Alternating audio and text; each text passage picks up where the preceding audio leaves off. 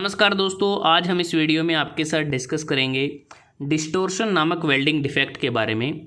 Distortion एक structural और external defect है। नाम से ही पता चलता है कि डिस्टोर्शन की जो शेप हमें चाहिए वेल्डिंग करने के बाद वो शेप हमें नहीं मिलती।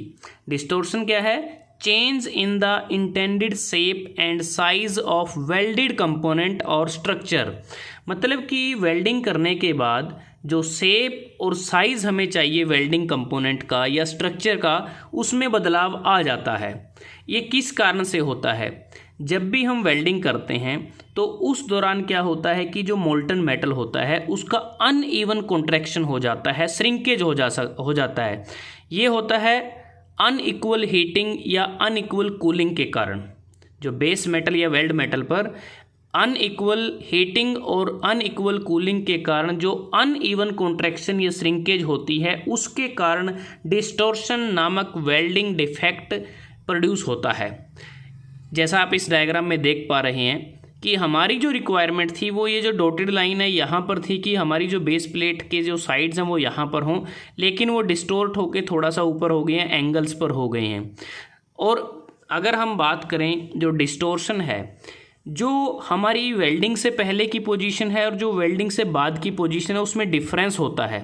वो जो डिफरेंस आया है वही हमारा डिस्टोर्शन है। अगर आप यहाँ पे अलग अलग टाइप के आपको डिस्टोर्शन दिख रहे हैं, सबसे पहले अगर आप देखें ये ट्रांसवर्स श्रिंकेज है। इसमें क्या है कि हमारी रिक्वायरमेंट थी डॉटेड लाइन तक हमारे बेस मेटल होने चाहिए थे, लेकिन वो कॉन्ट्रैक्ट होकर वो आगे तक चले गए हैं। और ये जो ट्रांसवर्स श्रिंकेज होती है ये वेल्ड बीड के बिल्कुल परपेंडिकुलर होती है।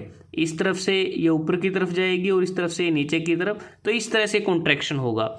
जो लॉन्गिट्यूडनल श्रिंकेज है ये बिल्कुल वेल्ड बीड के पैरेलल होगी और इसमें हमारे रिक्वायरमेंट डॉटेड लाइन तक थी, लेकिन वो कॉन्ट्रैक्ट हो गए, अंदर की तरफ चले गए हैं। ये अलोंग द लेंथ होती है। एंगुलर डिस्टोर्शन अगर आप देखें तो यहाँ पर कि एक एंगल पर डिस्टोर्ट हो गए हैं हमारे जो बेस मेटल हैं। अगर आप देखें रोटेशनल में क्या है कि थोड़ा सा रोटेट हो जाते हैं, मतलब कि पूरा वेल्ड बीड पे इफेक्ट नहीं पड़ता, कुछ पोर्शन पे पड़ता है। यहाँ पर कॉर्नर हमारे रिक्वायरमेंट के अनुसार हैं, लेकिन आगे जाएंगे तो देखेंगे कि यहाँ पर ये कॉन्ट्रैक्शन होने के कारण इसमें रोटेशनल डिस्टोर्शन आ गया है। उसके बाद ये है बेंडिंग। तो बेंडिंग में देखें हमारा जो बेस मेटल, दोनों बेस मेटल अगर आप देखें ये बेंट हो गए हैं और साथ में वेल्ड बीड भी बेंट हो गई है, तो ये भी एक डिस्टोर्शन हुआ। ये बकलिंग है, आपको नज़र आ रही है। तो इस प्रकार से अलग अलग टाइप के डिस्टोर्शन नामक वेल्डिंग डिफेक्ट हमारे वर्क पीसेस में आ सकते हैं। लेकिन इनके होने का क्या कारण है? बहुत से कारण हैं जिसके कारण डिस्टोर्शन होता है। सबसे पहला कारण है हाई कूलिंग रेट। दूसरा कारण है इलेक्ट्रोड का जो डायामीटर है वो स्मॉल हो। रेजिडुअल स्ट्रेसेस अगर मोल्टन मेटल के अंदर हैं तब भी ये डिफेक्ट आ सकता है।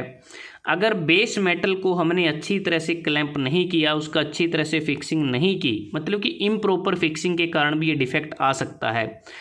अगर वेल्डिंग करते समय आर्क ट्रेवल स्पीड स्लो है तब भी ये डिफेक्ट आ सकता है। अगर जब हम वेल्ड करते हैं तो हमारे जो नंबर ऑफ पासिस हैं वो बहुत ज़्यादा हैं, वेल्ड पासिस, तब भी ये डिफेक्ट आ सकता है। ये डिफेक्ट हमारे बेस मेटल या वेल्ड बीड पर ना आए तो उसके लिए हमें कुछ प्रिवेंशंस करनी पड़ेंगी, सावधानियां बरतनी पड़ेंगी। उसमें सबसे पहले है कि जो कूलिंग रेट है उसको हम कम करें, प्रॉपर इलेक्ट्रोड डायामीटर का यूज़ करें, जो रेजिडुअल स्ट्रेसेस होती हैं उसको कम करने की कोशिश की जाए, और बेस मेटल को क्लैंप करने के लिए जिग या फिक्सचर या क्लैंप्स का इस्तेमाल करें। प्रॉपर आर्क ट्रैवल स्पीड का इस्तेमाल किया जाए और वेल्डिंग करते समय कम से कम संभव, जितना संभव हो उसके वेल्ड पासिस हमें यूज़ करने चाहिए। और जो हम बात कर रहे हैं improper fixing of base metal, तो मतलब कि इसमें जो क्लैंपिंग होती है फिक्सचर की बहुत ही पुअर होती है, तो इसको दुरुस्त कर दिया जाए तो जो डिस्टोर्शन है बहुत ही कम आएगा। तो दोस्तों आज हमने इस वीडियो में आपके साथ डिस्कस किया डिस्टोर्शन नामक वेल्डिंग डिफेक्ट के बारे में, जो एक स्ट्रक्चरल और एक्सटर्नल डिफेक्ट है। ये क्या होता है, कितने टाइप का होता है, किस कारण से होता है और कैसे इसको होने से रोका जा सकता है। तो अगर आपको ये वीडियो अच्छा लगा आप इसको लाइक कर सकते हैं, शेयर कर सकते हैं अपने दोस्तों के साथ, स्टूडेंट्स के साथ, और जल्दी हाजिर होते हैं एक नए वीडियो के साथ। तब तक के लिए धन्यवाद। आपका दिन शुभ रहे।